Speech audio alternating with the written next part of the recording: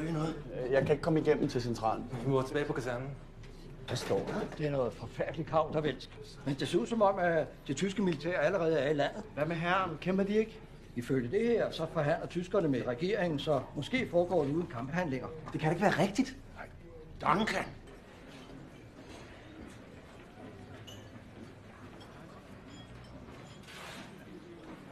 Jeg går sgu igen. Jeg har ikke noget at gøre her. Vi har chancen for at møde nogle af de bedste officerer fra verdens førende slagstyrke. Jeg er slet ikke interesseret i at høre, hvad de har fortalt. Jeg kan ikke stå her og skåle med de folk. Det vil være en hund mod vores faldne kammerater.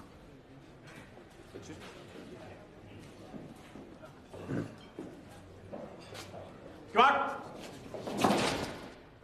Herzlich willkommen. Vielen Dank. Und danke sehr für die Einladung. Unser Boot ist wirklich sehr gut aufgehoben bei Ihnen auf der Werft. Fortsæt. Velkommen. Hvor er det dejligt at se. Freut mich, Sie kennenzulernen. Es war mir eine große Ehre, mit Ihrem Sohn Bekanntschaft zu machen. Nicht nur ein heldenhafter Offizier, er ist auch ein hervorragender Fremdenführer im wunderschönen Kopenhagen.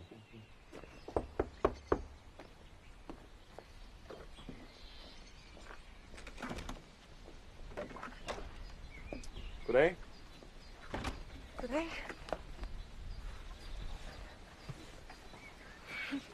Welch eine Überraschung. Was machen Sie hier? Mein Boot liegt auf der Werft in Kiel. Da habe ich mir selber einen kleinen unautorisierten Urlaub genehmigt. Ich habe versprochen, ihm Grundbau zu zeigen. Hättest du vielleicht Lust mitzufahren? Ja, natürlich, das will ich sagen. Så tager heller lige en jakke med. Er der ellers noget nyt? Michael, han har meldt sig til frikorpsen. Det var satans. Det er trods alt ikke ventet af ham. Han er desværre ikke den eneste. Idioterne de strømmer til værgekontorerne.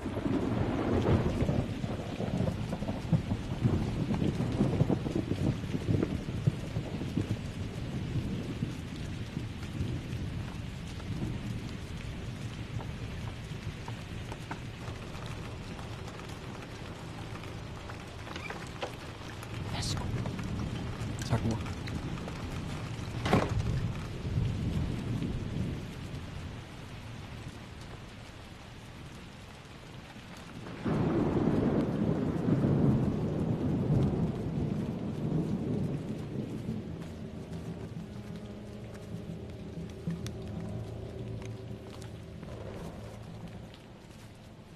Svend Sørensen! Vi ved, du er derinde!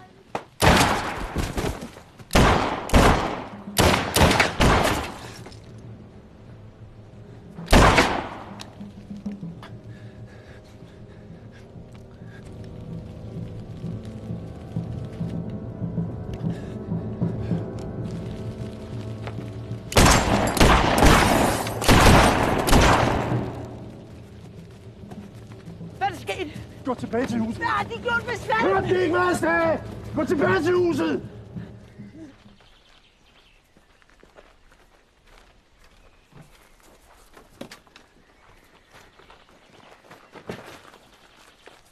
De bliver her. De bliver her. Det er min søn. De bliver her!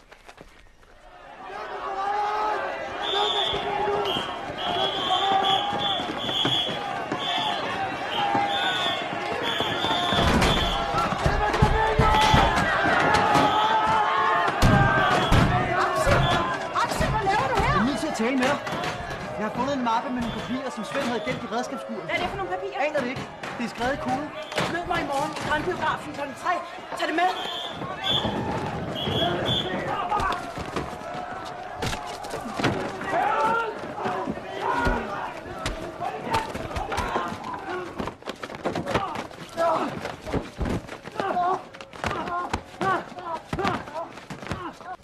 En gave?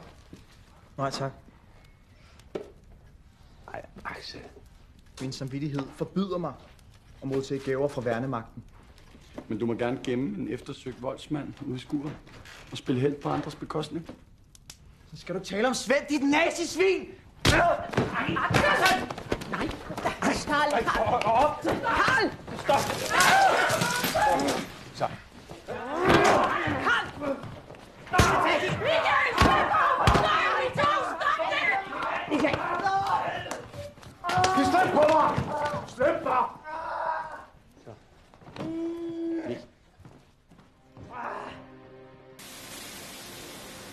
håber ikke, det var alt for længe, før vi ses igen.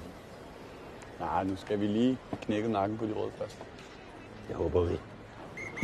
Nå, jeg må vist til at sidde op. Ja.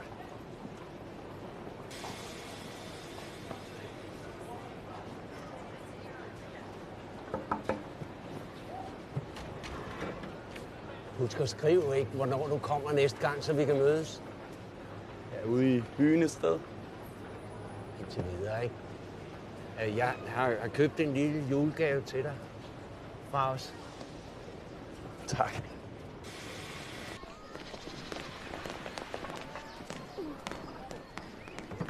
Ich habe dich vermisst. Sicher. Für mich? Offizier Asle, was für eine angenehme Überraschung. Hallo, kommandant Lismar. Ja, tusen tak for en hyggelig rejse.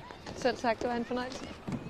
Es war mir eine Freude, Ihren Verlobte kennenzulernen. Auf bald. Bald.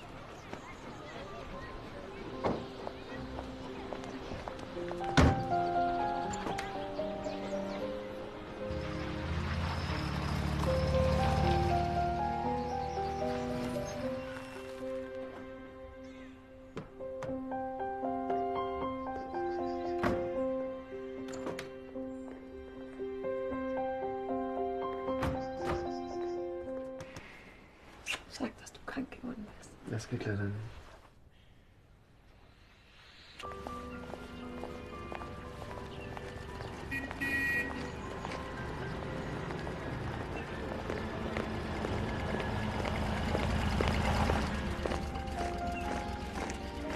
Oh Willi, ich habe solche Angst, dass dir etwas passiert im Atlantik.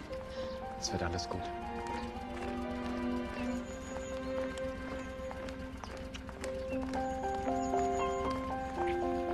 Sei tapfer, ja?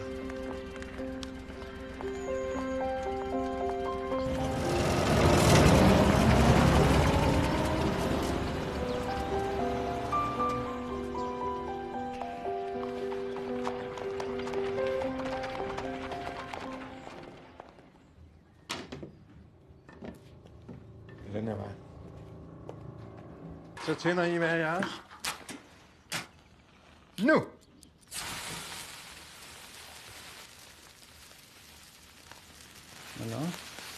Nei. Frøken Eriksen, jeg har en arrestordre på deres far. Fra Lisma. Hva gjør de her?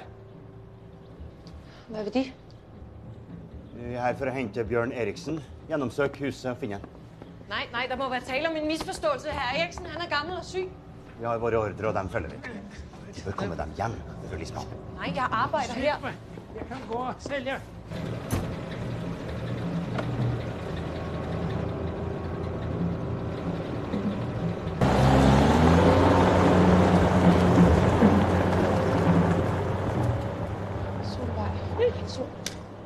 Solvej, du må ikke tro, jeg har noget som helst med det her at gøre.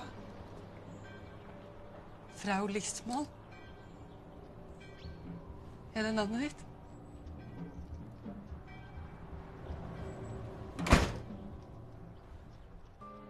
Lena? Was ist los? Hey.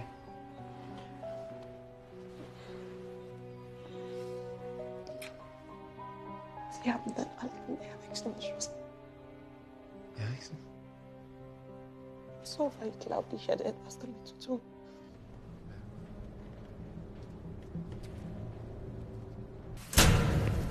Hvad helvede laver du her? Hvad satan?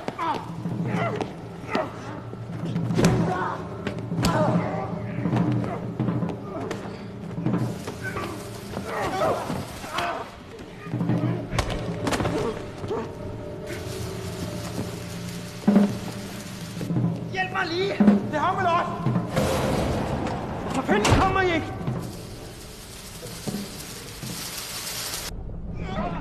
Hvad for mig?